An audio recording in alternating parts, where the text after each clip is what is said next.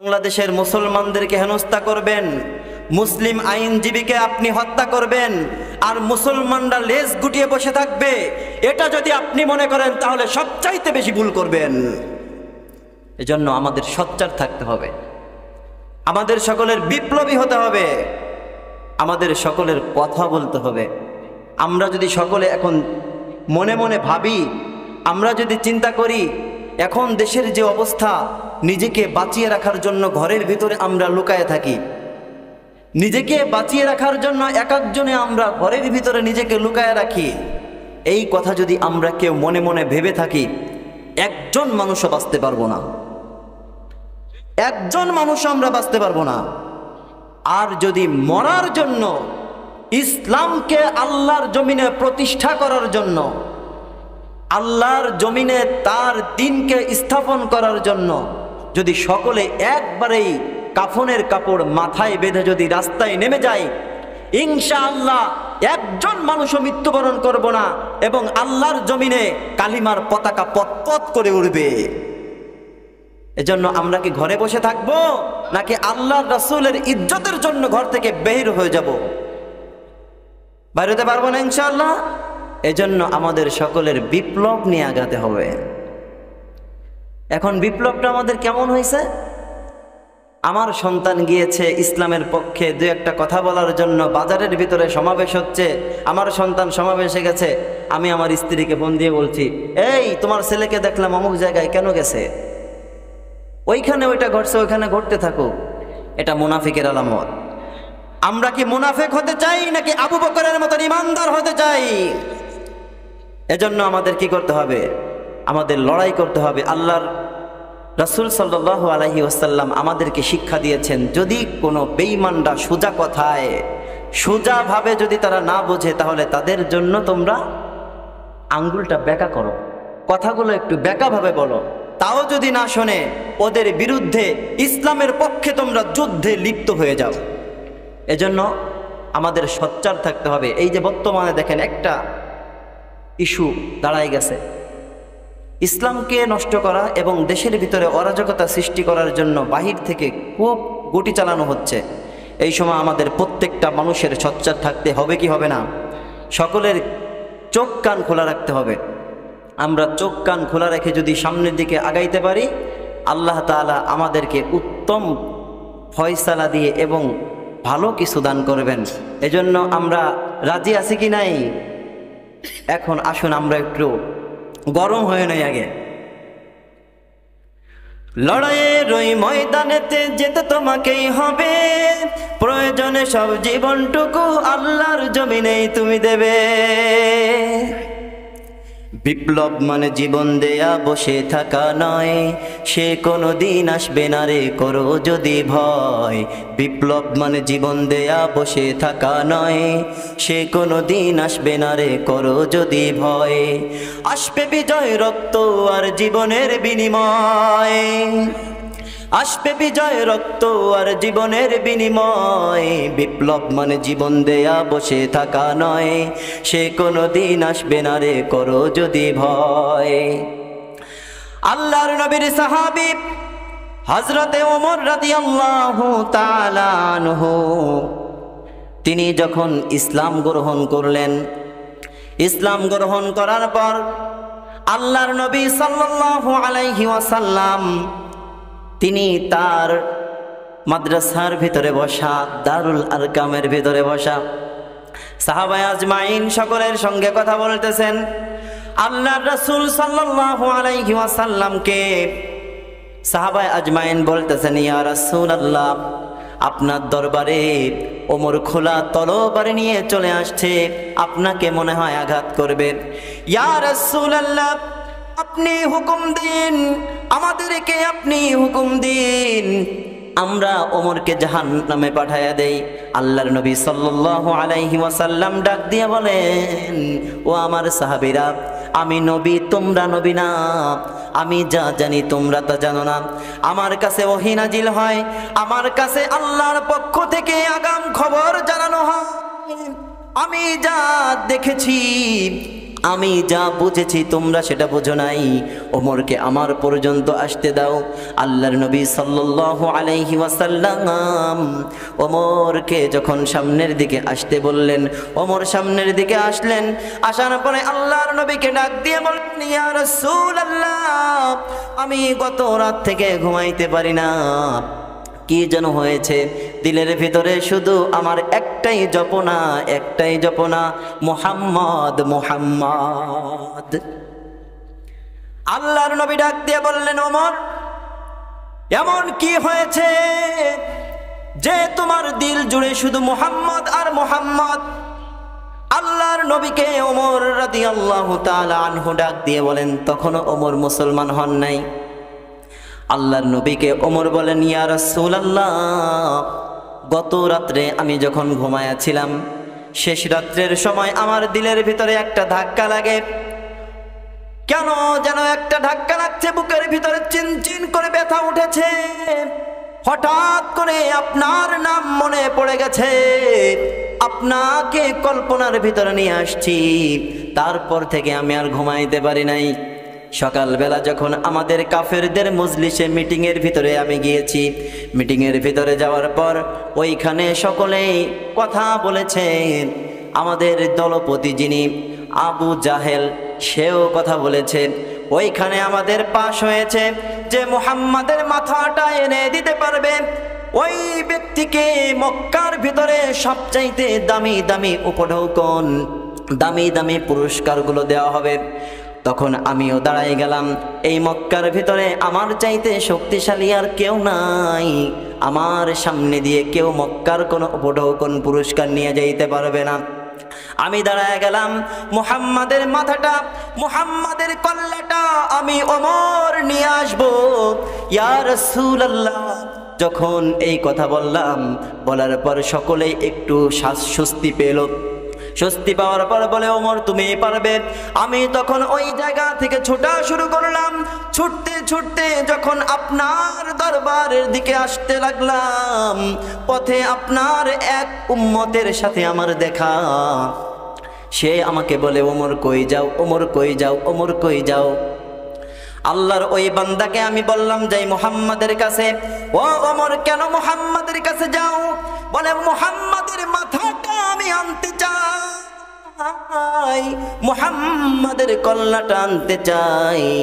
যদি আনতে পারি বিশাল বড় উপঢৌকন পাবো। ওমর ডাক দিয়ে বলে, আমি আর কথা বলবো না, আমি মুহাম্মাদের দিকে যাব। আল্লাহর বান্দা, আল্লাহর নবীর উম্মত ডাক দিয়ে বলেন, ওমর ফেরো ফেরো, পিছনের দিকে আসো, পিছনের দিকে আসো। বলে, আমার মাঝপথে তুমি আমাকে কেন থামালে বলো?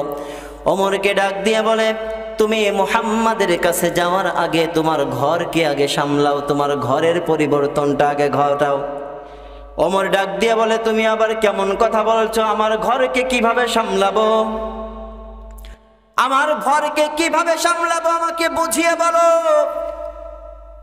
ওমর তার দিকে তাকাইয়া রাগান্বিত অবস্থায় আল্লাহর ওই বান্দা বলে, তোমার বোন এবং ভগ্নিপতি কিছুদিন পূর্বে যে মুহাম্মাদের কাছ থেকে শাহাদা বাক্য পাঠ করে মুসলমান হয়েছে, জানো কি জানো না? বলে, না তো জানি না। বলে, আগে ঘরের দিকে যাও, পরে মুহাম্মাদের দিকে যাও। ঘর না ঠিক করে বাহির ঠিক করতে এসো না। ওমর আবার পিছনের দিকে চলে যায়। ওমরের বোনের বাড়ির দিকে দৌড়ায়। দৌড়াইতে দৌড়াইতে ওমরের বোনের ঘরের ভিতরে কি যেন একটা তালিমের আওয়াজ শোনা যায়। আল্লাহর নবীর সাহাবী, আল্লাহর নবীর সাহাবী ওমরের বোন এবং ভগ্নিপতিকে কোরআনের শিক্ষা দিচ্ছেন। তখন ওই সময় তারা কোরআন শরীফের সূরা মাআরিজ তিলাওয়াত করতেছিলেন, সূরা মাআরিজ শিক্ষা দিতেছিলেন। আর মক্কার ভিতরে সেই সময় তৎকালীন সময়ে যারা বেশি সাহিত্য পাঠ করতে পারত, মক্কার ভিতরে যারা সাহিত্য পাঠ করতে পারত তাদের মর্যাদা বেশি ছিল। আমাদের বর্তমান এই যে যুগ, এই যুগের ভিতরে আলহামদুলিল্লাহ পরিবর্তন ঘটছে। আগে এই সমস্ত জায়গায় যাত্রাপালার আয়োজন করা হইতো, এখন কোনো যাত্রাপালা কোথাও হয়? সেই যাত্রাপালার স্থানগুলো মাহফিলে পরিবর্তিত হয়েছে কি হয় নাই? স্থানগুলো পরিবর্তন হয়েছে, আল্লাহর কোরআনের দাওয়াত পৌঁছাইছে সব জায়গায়। সেই সময় সাহিত্য পাঠ যারা করতে পারত তাদের খুব দাম ছিল। আর আরবি ভাষা যেহেতু আরব দেশ, ওমর যখন তার বোনের ঘরে দরজার সামনে গেলেন, বাহির থেকে শুনতে পেলেন ঘর থেকে যেন কিসের আওয়াজ আসছে, অনেক সুন্দর করে তিলাওয়াতের আওয়াজ। এত সুন্দর করে কি তিলাওয়াত করা হয়, কি তিলাওয়াত করা হয় একটু জানতে চাই। ওমরের দিলের ভিতরে আল্লাহ পাক রব্বুল আলামিন রহমতের সুধা ঢেলে দিয়েছেন। ওমর ঘরের দরজায় দাঁড়িয়ে আছে, কড়া নক করে না। ঘরের ভিতর থেকে তারা করে হঠাৎ করে ওমরের দিলের ভিতরে প্রশ্ন জেগে ওঠে। মনে মনে ভাবে, হয়তোবা যেই পুস্তকটা, যেই কিতাবটা পাঠ করতেছে, এই কিতাবটা মনে হয় জগৎ বিখ্যাত কোনো কবির লেখা কিতাব। যখন এই কথা মনে মনে ভাবছেন, আচ্ছা ওমর যে ঘরের বাহিরে, এটাকে ওমরের বোন দেখছে, ওমরের ভগ্নিপতি দেখছে? ঘরের ভিতরের কেউ দেখে নাই, এবং ঘরের ভিতরে কারা আছে ওমরও জানে না, আর ঘরের বাহিরে কে আছে ঘরের ভিতরের মানুষ জানে না। ওমরের দিলের ভিতরে প্রশ্ন জাগছে, এত সুন্দর করে সাহিত্য, যেই সাহিত্য পাঠ করা হয়েছে, এই সাহিত্যটা মনে হয় বিশাল বড় কোনো কবির লেখা কোনো সাহিত্য। আল্লাহর পক্ষ থেকে যেই কিতাবটা পাঠ করতেছিলেন, ওই সামনেই আয়াতটা চলে আসছে। ওমরের বোন তিলাওয়াত করতেছে, ওমা হুয়া বিকৌলি শাইর, ওমা হুয়া বিকৌলি শাইর। এটা কোন কবির লেখা কবিতা না। কলিলাম মা তুমিনুন, এটা এমন একটা কিতাব, এই কিতাবের ছায়া তলে অল্প কিছু সংখ্যক মুমিন আসবে। আবার মনে মনে ভাবলেন, আচ্ছা আমি তো যেই কথা মনে মনে বললাম আমার বোন শুনে ফেললো নাকি? বলছে ওইদিকে যাব না, থাক, আমাকে তো দেখে নাই। যেহেতু ওই কথার জবাব আমি পেয়ে গেছি, দ্বিতীয়তে আবার মনে মনে ভাবলেন, আমি যেই কিতাবের তিলাওয়াত শুনতেছি, যেই সাহিত্যের তিলাওয়াত শুনতেছি, এই সাহিত্যটা মনে হয় কোনো গণকের লেখা, কোনো গণনা। আবার সঙ্গে সঙ্গে ওমরের বোন তিলাওয়াত করলেন, ওলা বিকৌলি কাহিনিন কলিলাম মা তাযাক্কারুন। এটা কোনো গণকের লেখাও, কোনো গণনা না। তাহলে এটা কি? ওমরের দিলের ভিতরে প্রশ্ন। ওমর দিলের ভিতরে প্রশ্ন করে, নিজেকে নিজে প্রশ্ন করে, আমি যেই প্রশ্নটা করি সেটাই হয় না। তাহলে এইটা কি? তোমরা যেটা তেলাওয়াত করো এইটা কি? বলে এটা হচ্ছে তানজিলুম মির রাব্বিল আলামিন। এটা আল্লাহর পক্ষ থেকে নাজিলকৃত একটা কিতাব। এটা আল্লাহর পক্ষ থেকে নাজিলকৃত কিতাব। ওমর ঘরের বাহিরে আর দাঁড়িয়ে থাকতে পারে না, ঘরের দরজায় কড়া নাড়লেন। তার বোন দরজাটা খুলে দিলেন।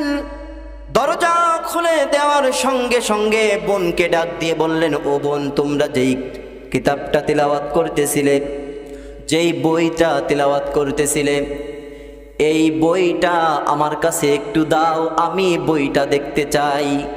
বলে কেন দেখতে চাও? বলে তোমরা ঘরের ভিতরে তিলাওয়াত করতেছিলে, আমি ঘরের বাহিরে ছিলাম, তিলাওয়াত শুনতেছিলাম। তিলাওয়াত এত মধুর লাগতেছিল, এত সুন্দর অর্থবহ একটা কিতাব। আমার জীবনে এমন সাহিত্য আর কোনোদিনই শুনি নাই। আমার হাতে বইটা একটু দাও। ওমরের বোন ডাক দিয়া বলেন, ভাই আপনি বেয়াদবি ক্ষমা করবেন, আমি আপনার কথাটা রাখতে পারলাম না। কেন আমার কথা রাখতে পারবা না? বলে এটা এমন একটা কিতাব লা ইয়ামাসসুহু ইল্লাল মুতাহহারুন, পবিত্রগণ ব্যতীত এই কিতাবকে কেউ সংরক্ষণ এবং কেউ ধরতেও পারে না, কেউ টাচ করতে পারে না। আপনি যদি পবিত্র হয়ে আসেন তাহলে আপনার কাছে এই কিতাবটা দেয়া যাবে। বলে আমি পবিত্র কিভাবে হতে পারি? ওমরের বোন বললেন, নিয়ম অনুযায়ী আপনি গোসল করে আসবেন, গোসল করে আসার পর আপনার হাতে কিতাবটা দেওয়া হবে। ওমরের আর তর সহ্য হচ্ছে না, আল্লাহর পক্ষ থেকে যে হিদায়াতের সুধা ওর দিলের ভিতরে ঢালা হয়েছে এটা তো আল্লাহ পাক রব্বুল আলামিনই জানেন। ওমর দ্রুতভাবে গোসল শেষ করে আল্লাহর হুকুমে ঘরের ভিতরে ঢুকে যায়। বোনকে ডাক দিয়ে বলে, বোন আমি গোসল করে এসেছি, আমাকে কিতাবটা দাও, আমাকে কিতাবটা দাও, কিতাবটা একটু ধরি। কিতাবটা টাচ করার সঙ্গে সঙ্গে ওমর কিতাবটাতে একটা চুমু খায়। চুমু খেয়ে যখন প্রথম এক জায়গায় খুলছে, এই জায়গাটা হচ্ছে 16 নম্বর পারার 11 নম্বর পৃষ্ঠা, সূরা তাহা বের করলেন। সূরা তাহা বের করার সঙ্গে সঙ্গে যখন পাঠ করা শুরু করলেন, তাহা মা আনজালনা আলাইকাল কুরআনা লিতাশকা ইল্লা তাযকিরাতাল লিমান ইয়াখশা তানজিলাম মিম্মান খালাকাল আরদা ওয়াস সামাওয়াতিল উলা। যখন তিলাওয়াত করেন ওমরের চক্ষু দিয়ে পানি ঝরঝর করে পড়তে থাকে। বোনকে ডাক দিয়ে বলেন, ও আমার বোন, এই কিতাব কার কাছ থেকে পেলে? তার কাছে আমাকে নিয়ে যাও, এই কিতাবটা আমিও পেতে চাই। ওমরের বোন ডাক দিয়ে বলেন, ও ভাই, এই কিতাবটা দূরের কোনো মানুষের কাছে পাই নাই, যার মাথা আনার জন্য তুমি যাইতে গেছিলে তার কাছ থেকে পেয়েছি। ওমরের বোন জানলো কিভাবে যে ওমর মুহাম্মদ সাল্লাল্লাহু আলাইহি ওয়াসাল্লাম মাথা আনতে যাচ্ছে? আল্লাহ পাক রব্বুল আলামিন বলেন, সমস্ত খবর পৌঁছে দেওয়ার দায়িত্ব আমি রব্বুল আলামিনের। ও ভাই, তুমি যার কাছে, যার মাথা আনার জন্য গিয়েছিলে, যাইতে গেছিলে, তার কাছ থেকে কিতাবটা পেয়েছি। বলে, আব্দুল্লাহর পুত্র মুহাম্মদ সাল্লাল্লাহু আলাইহি ওয়াসাল্লাম? বলে, হ্যাঁ। বোন, আমাকে মুহাম্মাদের কাছে নিয়ে চলো, মুহাম্মাদের কাছে আমি যাব। বলে, মুহাম্মাদের কাছে যদি যাইতে চাও তাহলে তোমার উগ্রতা, যেই ভণ্ডামি আছে, এই ভণ্ডামি তোমার আগে শেষ করতে হবে। ভণ্ডামি নিয়ে তুমি দুনিয়ার মধ্যে সর্বোত্তম মানুষের কাছে যাইতে পারবা না। যদি তার কাছে গিয়ে তুমি তার সাথে বেয়াদবি করো, সেটা আল্লাহ বরদাস্ত করবে না।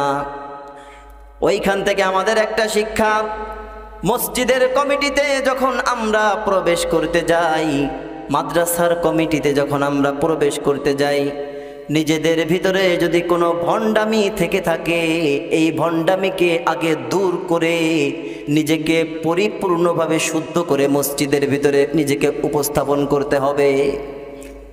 তারপরে একজন আলেমকে ডিরেকশন দিতে হবে। আর বর্তমানে দেখা যায় এমন এমন জায়গা আছে, সভাপতি সাহেব বছরে একদিনও মসজিদে নামাজ আদায় করতে আসে না। সেক্রেটারি যে আছে সে সুদখোর, বিশাল বড় সুদখোর। আর ইমাম সাহেবের তার কাছে যে পড়ে থাকা লাগে। ইমাম সাহেব আবার কি করবে, বেচা বিপদে আছে, অল্প টাকায় বেতন, যদি আটকায় দেয় তাহলে তার ফ্যামিলি না খায় শুকাইতে থাকবে। এই জন্য ওই সেক্রেটারির পিছনে মানে পাচাটার মতন এক ধরনের। আপনি যখন কোনো একজন নায়েবে নবীকে কষ্ট দিবেন, আপনি যোগ্য না তাকে একটা বেশি কথা বলার, আপনি যখন তাকে একটা বেশি কথা বলবেন, আজ হোক কাল হোক, আল্লাহ পাক রব্বুল আলামিন আপনাকে লাঞ্ছিত অপমানিত করবেনই। হক্কানি আলেম ওলামাদেরকে যারা বেইজ্জতি করছে, আলেম ওলামাদেরকে যারা দোষ ছাড়া নির্দোষ অবস্থায় কারাগারে ঢোকাইছে। আল্লাহ পাক রব্বুল আলামিন তাদেরকে লাঞ্ছিত করে দেশ থেকে পালানোর জন্য বাধ্য করছেন না? বাধ্য করছেন কি করেন নাই? আল্লাহ বলেন আমি ছাড় দেই কিন্তু ছেড়ে দেই না, আমি ছাড় দেই ছেড়ে দেই না। এজন্য আমরা যে যেখানেই থাকি না কেন নিজেকে পরিশুদ্ধ করতে হবে, পরিশুদ্ধর ব্যতিক্রম কিচ্ছু নাই। ওমর তার বোনকে ডাক দিয়ে বললেন আমার কি করতে হবে? বলে তোমার দিলটাকে নরম করতে হবে, উগ্রতাকে বর্জন করতে হবে, পারবানি? ওমর বলে এই কিতাব পাওয়ার জন্য আমার যা যা করা লাগে সব কিছুই আমি করতে পারবো। ওমরের বোন বলে ভাই আমাদের যাওয়া লাগবে না, এমন একজন নবী,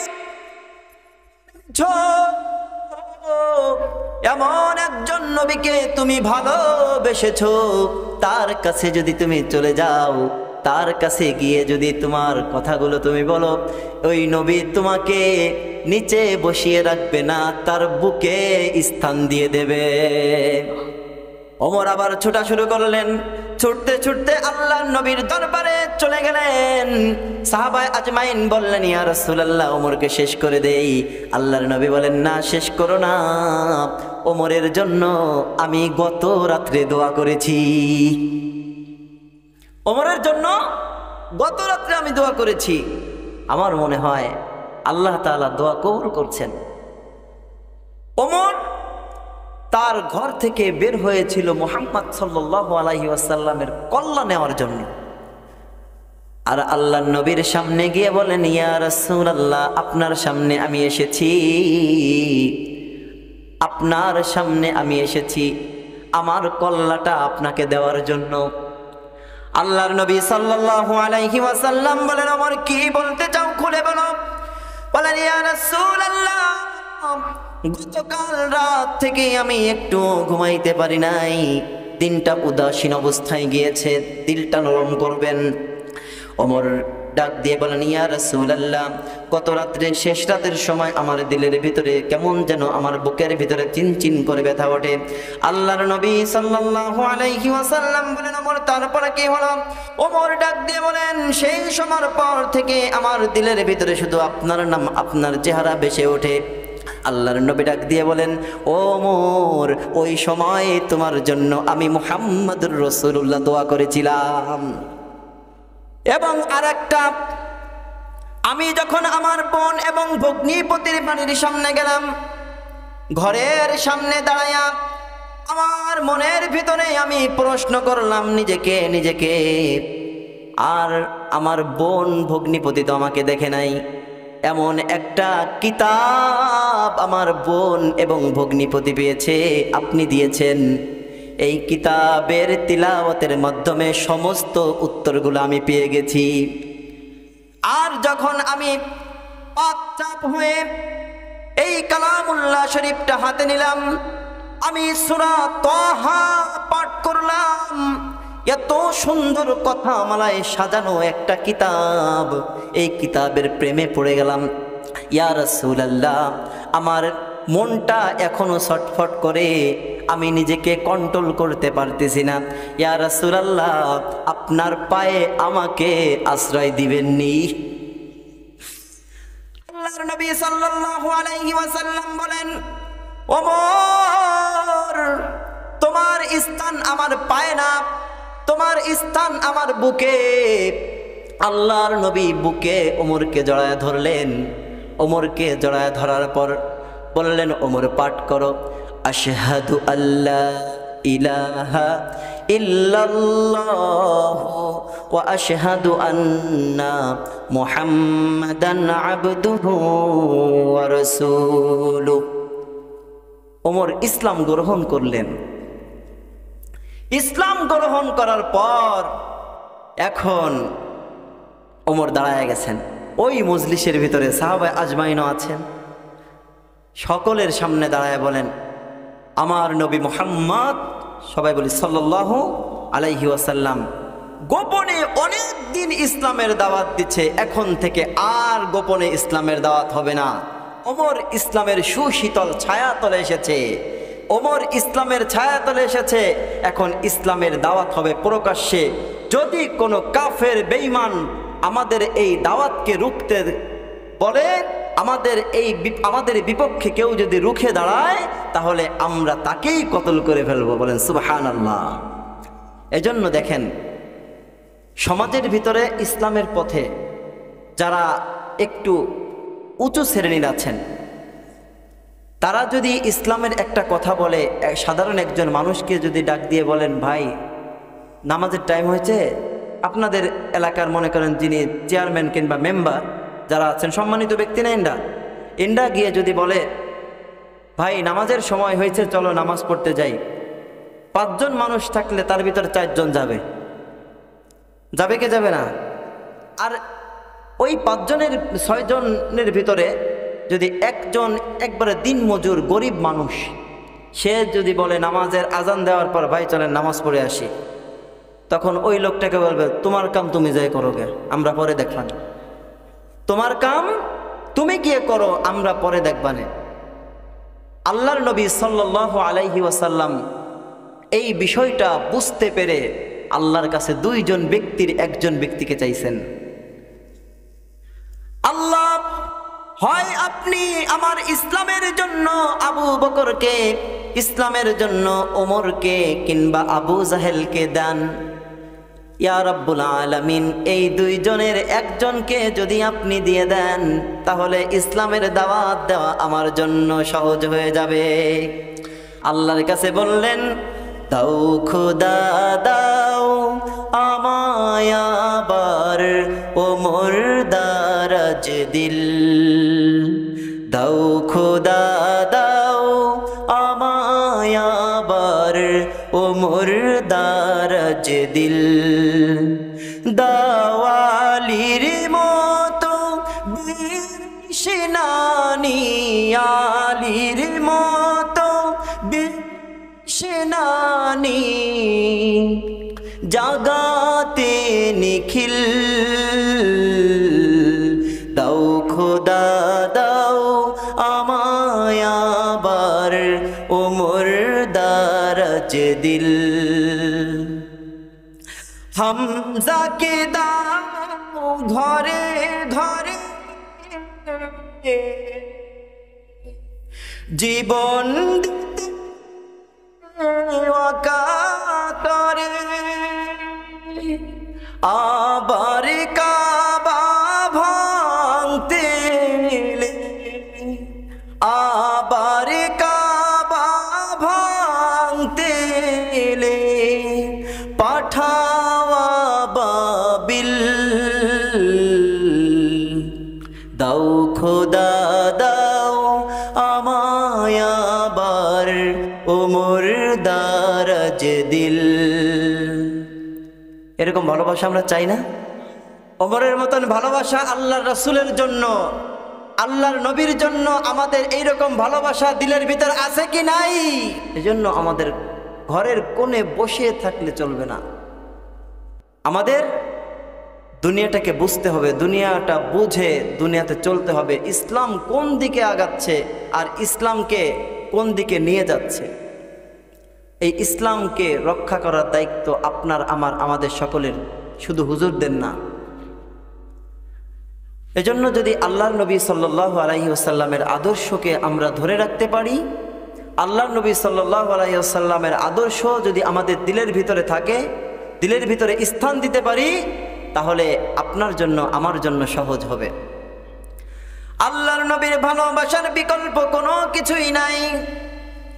আল্লাহর নবীকে ভালোবেসে কাট্টা কাফের ওমর যদি খোলাফায়ে রাশিদিনের 4 জন সাহাবীর একজন সাহাবী হতে পারেন, একজন সাহাবী যদি হয়ে যাইতে পারেন, আল্লাহর নবী সাল্লাল্লাহু আলাইহি ওয়াসাল্লাম বলেন, আমার যেই উম্মতের আমাকে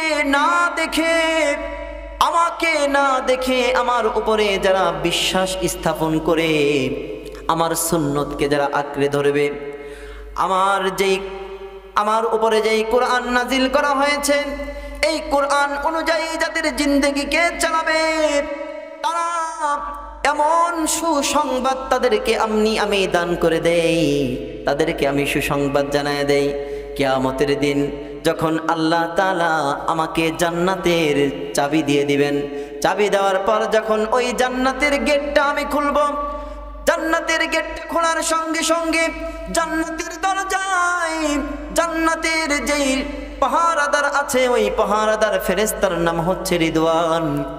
রিদওয়ান আমার জন্য জান্নাতি ফুল নিয়ে দাঁড়িয়ে থাকবে, অনেক অনেক হুর গেলমানদেরকে নিয়ে আমার সামনে দাঁড়িয়ে থাকবে।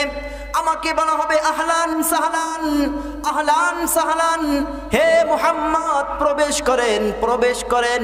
তখন আমি দাঁড়ায় যাব। আমি কাদের জন্য দাঁড়াবো জানোনি?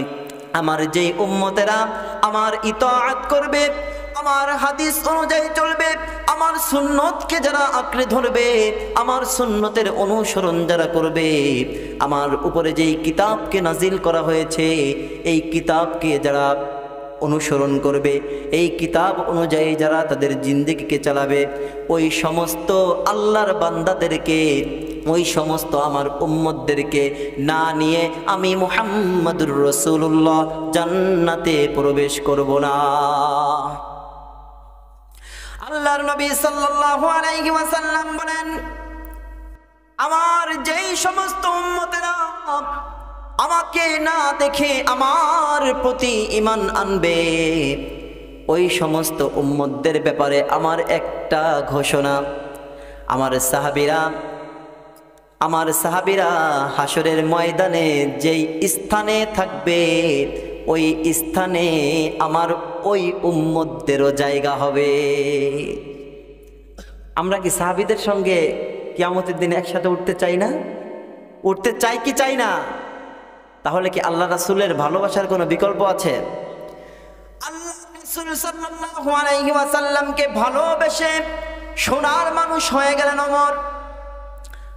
আর অনেক সুন্দর চেহারার অধিকারী, সমাজের ভিতরে সবচাইতে বেশি দামি, সবচাইতে বেশি ক্ষমতাবান, আল্লাহর রাসূলকে ভালোবাসে নাই, আল্লাহর রাসূলকে আঘাত করেছে।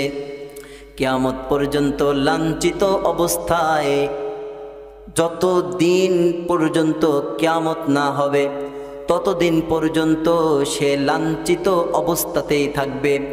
যত হাজী সাহেবরা মক্কায় হজ করার জন্য গিয়েছেন তারা দেখেছেন আবু জাহেলের বাড়ির কি অবস্থা।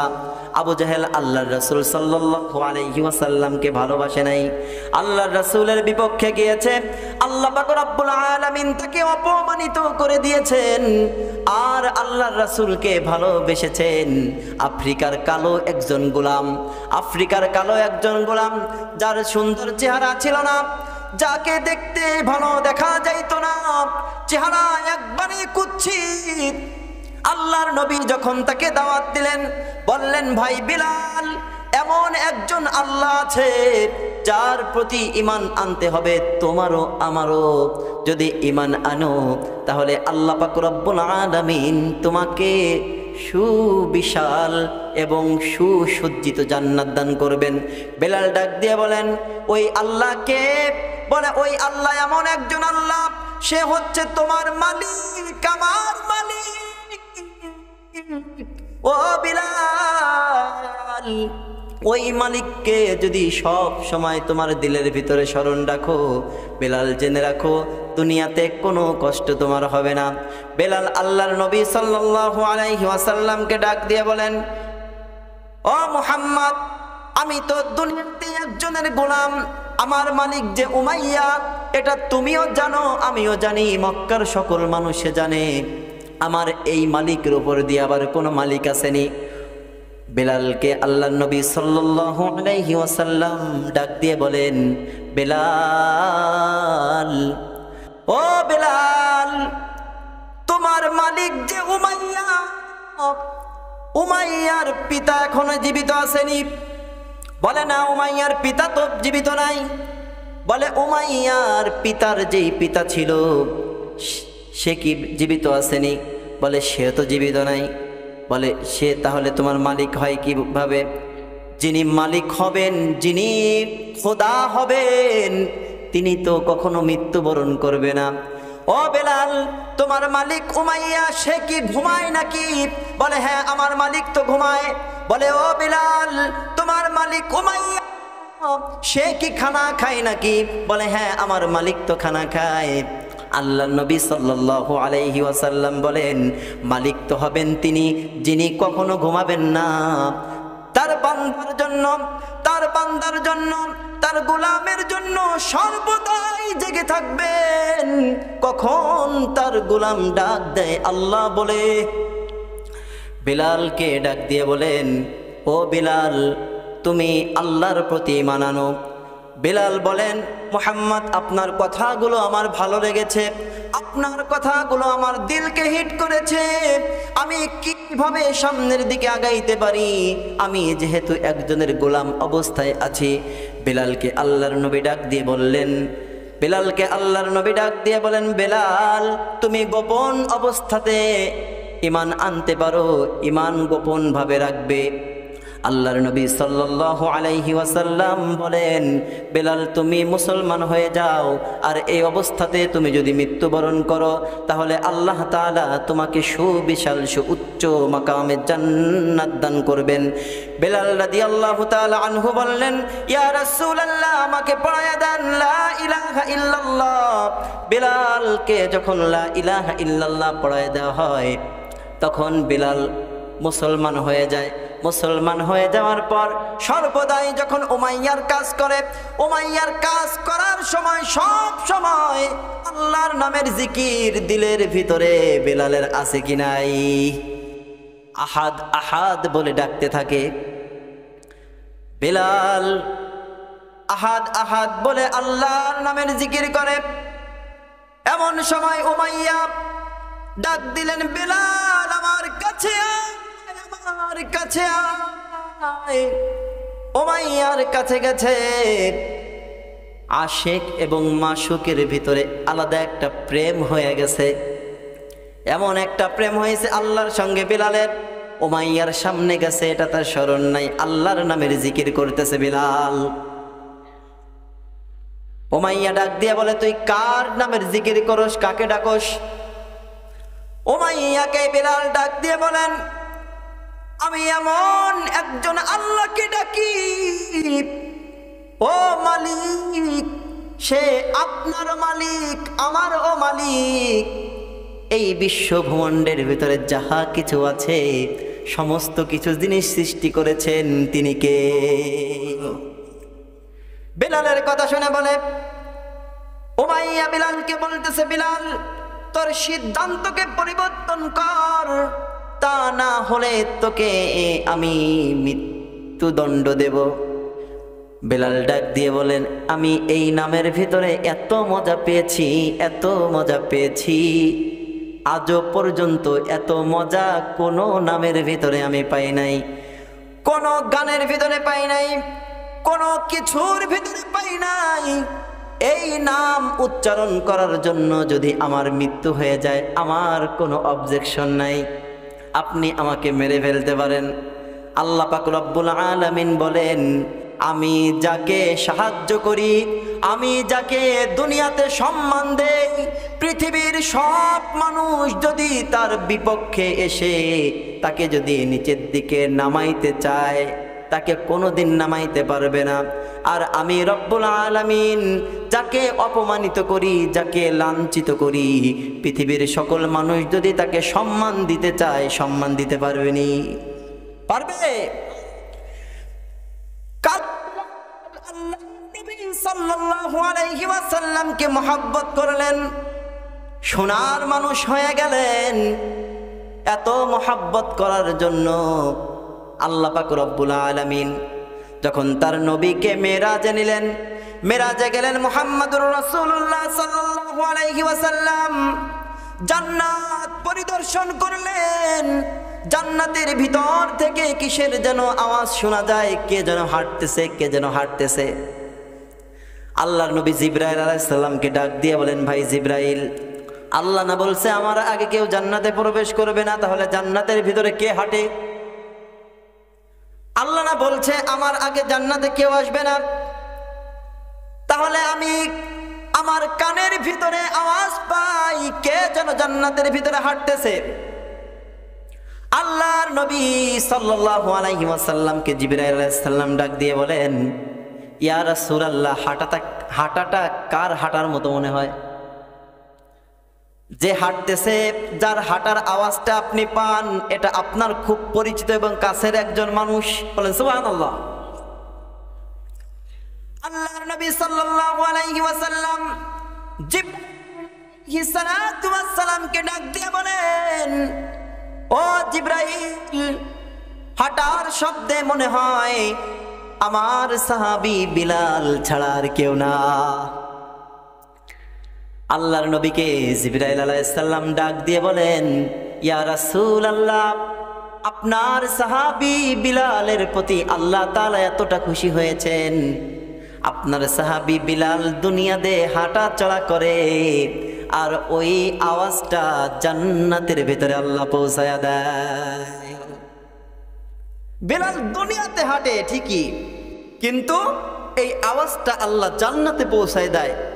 একদিন দুই দিন না, যেই দিন থেকে আপনার উপরে আল্লাহর উপরে বিলাল ঈমান এনেছে, ঠিক সেই দিন থেকে। বলেন সুবহানাল্লাহ।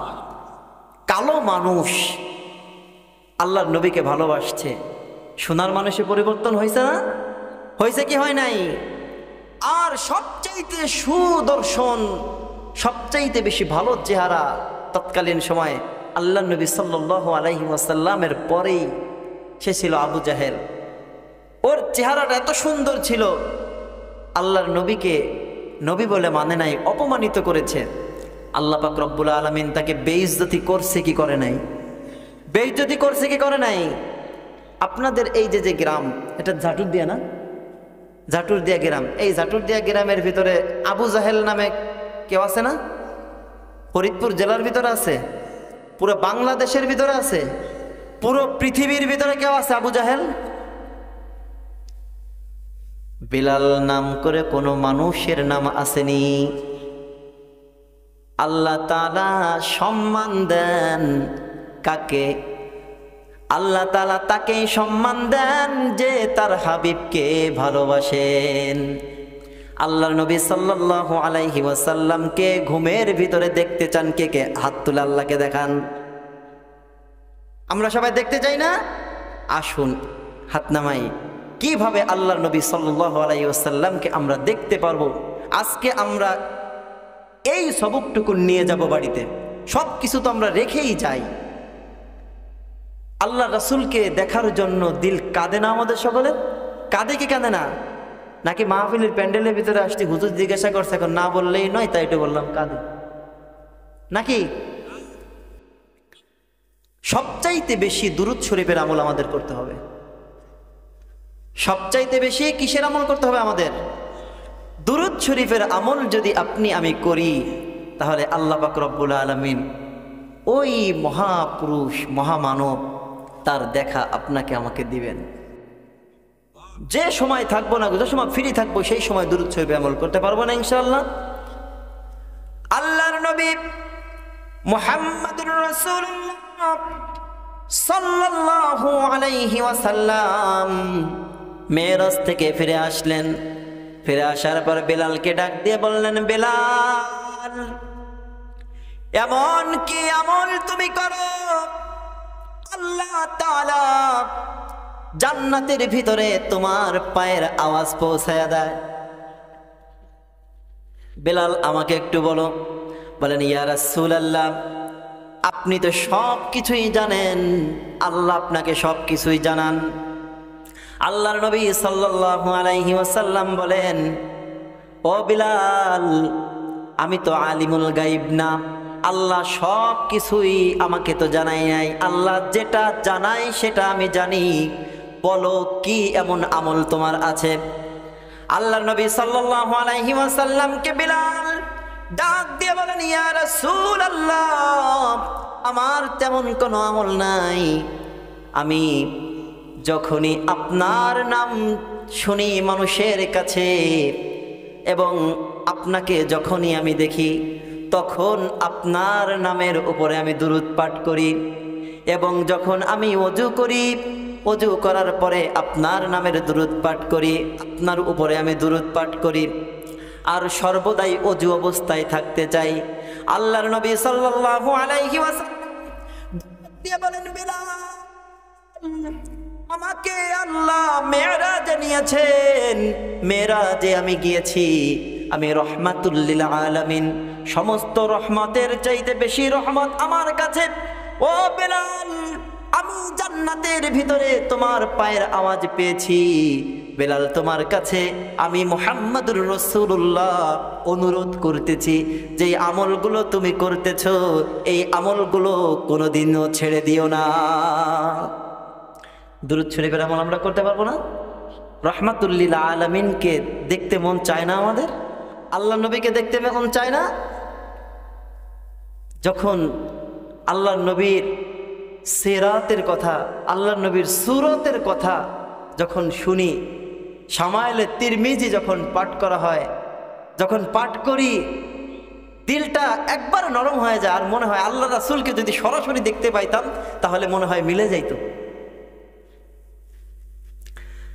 আল্লাহর নবী সাল্লাল্লাহু আলাইহি ওয়াসাল্লাম সরদার দু আলম বেলালকে ডাক দিয়ে বলেন, বেলাল, তুমি কখনো আর আমার থেকে দূরে থাকবে না। আমি তোমার জন্য আরো একটা সুসংবাদ নিয়ে আসছি। আল্লাহর নবী বললেন, ও বেলাল, তোমার জন্য আমি একটা সুসংবাদ নিয়ে আসছি। বলে, কি সুসংবাদ নিয়ে আসছেন? আল্লাহর নবী সাল্লাল্লাহু আলাইহি ওয়াসাল্লাম বেলালকে ডাক দিয়ে বলেন, আল্লাহ আমার উপরে যেই নামাজ দিয়েছেন, এই নামাজের দিকে মানুষকে ডাকার জন্য, আহ্বান করার জন্য তোমাকে আমি মুয়াজ্জিন হিসেবে নিযুক্ত করতে চাই। বেলাল ডাক দিয়ে বলেন, ইয়া রাসূলুল্লাহ, আমার বাড়ি তো মক্কায় না, আমি তো আরবের মানুষ না, আমার কথা মানুষ শুনবেনি, আমি তো হাবশী গোলাম। আল্লাহর নবী সাল্লাল্লাহু আলাইহি ওয়াসাল্লাম বলেন, জান্নাতের ভিতরে কিয়ামতের দিন কারো গায়ে লেখা থাকবে না এ পাকিস্তানি, এ আরবি, এ আফ্রিকার। কিয়ামতের দিন দুইটা ইঙ্গিত দেওয়া থাকবে, কে ইমানদার আর কে বেঈমান। যে ইমানদার থাকবে তার কপালে নূর চমকাবে, আর যে বেঈমান থাকবে তার কপালটা কুৎসিত হয়ে যাইবে। আল্লাহর নবী সাল্লাল্লাহু আলাইহি ওয়াসাল্লাম বলেন, বেলাল, তোমাকে আমি বললাম, তুমি কি আমার কথার উপরে রাজি আছো নি? বেলাল ডাক দিয়ে বলেন, ইয়া রাসূলুল্লাহ, আপনি আমাকে যেই কথাটা বলেছেন, আপনি জবান দিয়ে বলেছেন, আপনার কথাকে উপেক্ষা করার মতন ক্ষমতা আমি বিলালের নাই। রাহমাতুল লিল আলামিন নবী মুহাম্মদুর রাসূলুল্লাহ সাল্লাল্লাহু আলাইহি ওয়াসাল্লামের জন্য বেলালের দিলটা একবারে সঁপে দিয়েছেন। দিল সঁপে দিয়ে বিলাল লসে পড়ে নাই। বেলালের লাভ হয়েছে না লস হয়েছে? এমন লাভ হয়েছে, দুনিয়া থেকেই জান্নাতের সুসংবাদ শুনেছেন।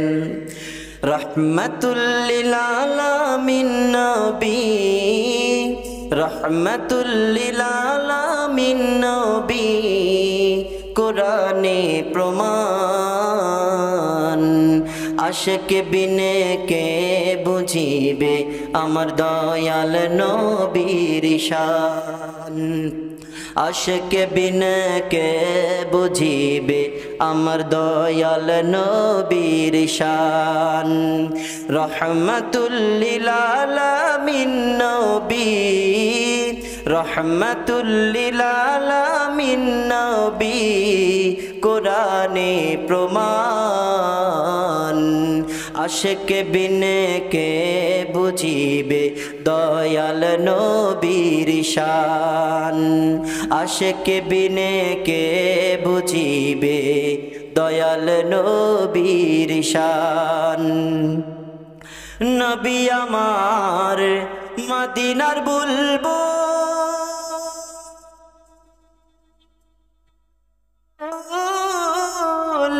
আমার আল্লাহ নামটি দিলেন হাবিবে রাসূল। আল্লাহু আকবার। নবী আমার মদিনার বুলবুল,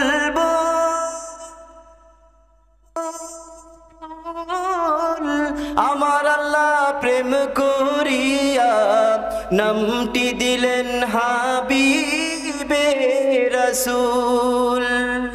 সেই নবীকে ভুল বুঝিলে, সেই নবীকে ভুল বুঝিলে থাকবে না ঈমান।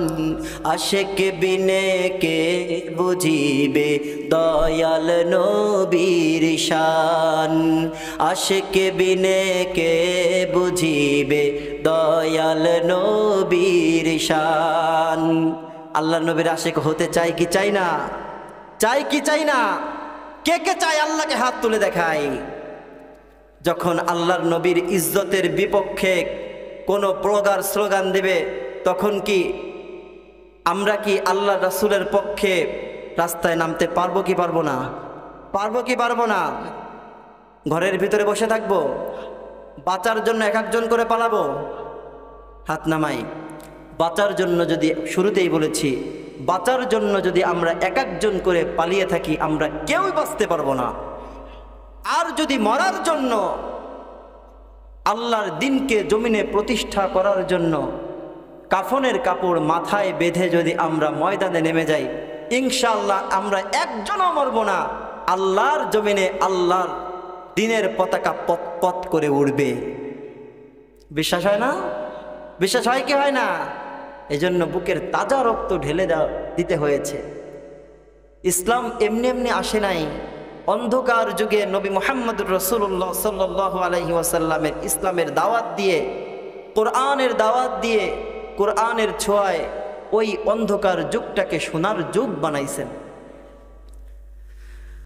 আল্লাহর নবী মুহাম্মদুর রাসূলুল্লাহ সাল্লাল্লাহু আলাইহি ওয়াসাল্লাম বেলালকে ডাক দিয়ে বলেন, বেলাল, আজানের দায়িত্বটা তোমারে দিলাম, আজানের দায়িত্বটা নিয়ে নাও। বেলাল রাদিয়াল্লাহু তাআলা আনহু আজান দেন। আজান দিতে সময় যখন আশহাদু আন্না মুহাম্মাদুর রাসূলুল্লাহ, আল্লাহর নবীর নাম যখন আজানের ভিতরে তিনি বলেন, তখন নিজেকে কন্ট্রোল করতে পারেন না। ওই সময় একটু অ্যাবর্ড ড্যাবর হয়ে যায়, যেমন পুরোপুরি স্পষ্টভাবে আওয়াজটা আসে না। মক্কার ভিতরে বিভিন্ন সাহাবী, মুনাফিক মার্কা সাহাবী যারা, তারা বেলালের বিপক্ষে এসে আল্লাহর নবীকে বলেন, ইয়া রাসূলুল্লাহ, মক্কার ভিতরে অনেক সুরওয়ালা লোক আছে, মক্কার ভিতরে অনেক সুরওয়ালা মানুষ আছে, আপনার সাহাবীদের ভিতরে অনেক সুরওয়ালা স্পষ্টবাদী মানুষ আছে, আজানের দায়িত্বটা তাদেরকে দিয়ে দেন। আল্লাহর নবী সাল্লাল্লাহু আলাইহি ওয়াসাল্লাম বলেন, আমি নবী, তোমরা তো নবী না, এটা আমার পক্ষ থেকে দেই নাই। বিলালের উপরে যেই দায়িত্বটা অর্পিত হয়েছে, এটা আমি মুহাম্মদ দেই নাই, দিয়েছে স্বয়ং আল্লাহ রাব্বুল আলামিন। একদিন আল্লাহর নবীকে প্রশ্ন করলেন, আল্লাহ কেন এমন একজন মানুষকে এই দায়িত্বটা দিলেন? মক্কার ভিতরে সবচাইতে সুরওয়ালা একজন লোকরে দিয়ে ফজরের নামাজের আজানটা দেওয়ানো হোক। আল্লাহর নবী বললেন, কাকে দিয়ে দিতে বলো? আল্লাহর নবী সাল্লাল্লাহু আলাইহি ওয়াসাল্লামের সামনে ওই সাহাবীরা এসে বলছেন, অমুক সাহাবীর কণ্ঠটা অনেক ভালো, তাকে দিয়ে আজানটা দিলে ভালো লাগবে। আল্লাহর নবী সাল্লাল্লাহু আলাইহি ওয়াসাল্লাম বলেন, আচ্ছা ঠিক আছে, আগামীকাল ফজরের আজান আমার ওই সাহাবী দিবে। আল্লাহর নবী সাল্লাল্লাহু আলাইহি ওয়াসাল্লামের দিলে একটু ব্যথা পাইলেন। বলেন, আমি যেটা বলেছি আমার সাহাবীরা সেটাকে উপেক্ষা করতে লাগলো। ওরা তো সাহাবী না, ওরা হচ্ছে মুনাফিক। আল্লাহর নবী সাল্লাল্লাহু আলাইহি ওয়াসাল্লাম রাত্রে ঘুমায় আছেন। শেষ রাত্রে অনেক সুন্দর করে সুললিত কণ্ঠে আজান দিচ্ছে। আজান শেষ হয়ে গেছে, ঘন্টার পর ঘন্টা পার হয়ে যায়, আর ফজর হয় না। ঘন্টার পর ঘন্টা পার হয়ে যায়, ফজর হয় না। আল্লাহর নবীকে আল্লাহর পক্ষ থেকে বার্তা পাঠানো হলো। জিবরাইল আলাইহিস সালাতু ওয়াস সালাম এসে বলেন, ইয়া রাসূলুল্লাহ, বিশ্বের বিভিন্ন জায়গা ফর্সা হয়ে গেছে, মক্কার অবস্থা এখনো কালো, মক্কা কি ফজরের আজান হবে না? নবী সাল্লাল্লাহু আলাইহি ওয়াসাল্লাম ডাক দিয়ে বলেন, ও আল্লাহর ফেরেশতা জিবরাইল, আজকে মক্কায় এমন একজন মানুষ আজান দিয়েছে যার কণ্ঠ পুরো মক্কার ভিতরে সবার চাইতেই ভালো। আল্লাহর নবী সাল্লাল্লাহু আলাইহি ওয়াসাল্লামকে আল্লাহর নবী সাল্লাল্লাহু আলাইহি ওয়াসাল্লামকে ফেরেশতা ডাক দিয়ে বলেন, ইয়া রাসূলুল্লাহ, ইয়া রাসূলুল্লাহ,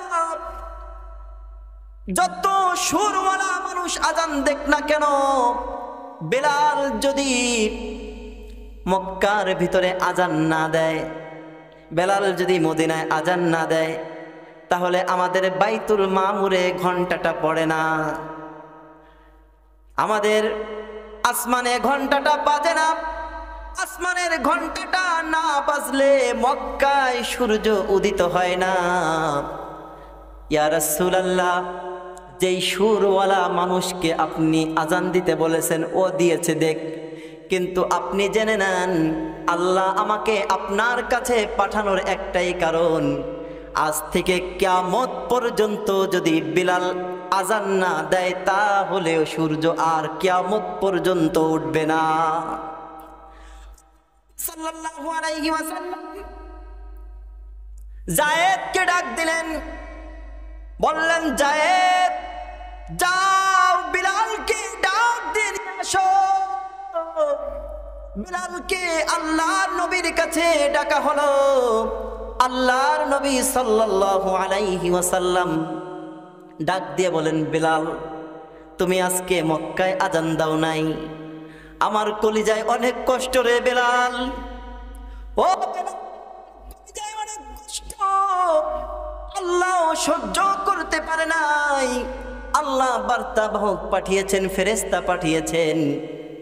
আল্লাহর নবীকে বিলাল রাদিয়াল্লাহু তাআলা আনহু ডাক দিয়ে বলেন, ইয়া রাসূলুল্লাহ, আমিও অনেক কষ্ট পেয়েছি, প্রত্যেক দিন আজানের সময় 5 বার আজান দেই, আজানের সময় আজানের ভিতরে আমি বলি আশহাদু আন্না মুহাম্মাদার রাসূলুল্লাহ। ইয়া রাসূলুল্লাহ, আজকে তোমার আজানের ভিতরে বলতে পারি নাই। আল্লাহর নবী ডাক দিয়ে বলেন,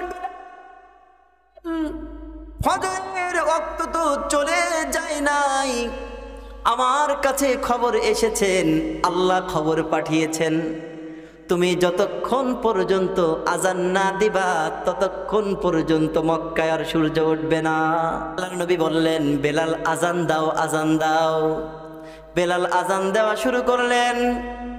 আজান দিলে সঙ্গে সঙ্গে পূর্ব আকাশে যিনি আলো ফুটায়া দিলেন তিনি কে? আল্লাহর নবী সাল্লাল্লাহু আলাইহি ওয়াসাল্লাম। আল্লাহর নবী সাল্লাল্লাহু আলাইহি ওয়াসাল্লাম ডাক দিয়ে বলেন, আমার বেলালকে স্বয়ং আল্লাহ তাআলা সম্মান দিয়েছেন, আর তোমরা দুনিয়ার মানুষ কেন সম্মান দিতে জানো না? কালো মানুষ আমাকে ভালোবেসে সোনায় সুহাগা হয়ে গেছে। তোমরা যে সমাজের হও না কেন, যেই যুগের মানুষই হও না কেন, সেই যুগের মানুষ যদি আমি মুহাম্মদুর রাসূলুল্লাহ সাল্লাল্লাহু আলাইহি ওয়াসাল্লামকে তোমার সব কিছুর চাইতে বেশি ভালোবাসতে পারো, তাহলে আল্লাহ তাআলা তোমাকে ওই যুগের ভিতরে সবচাইতে বেশি দামি বানায় দিবেন।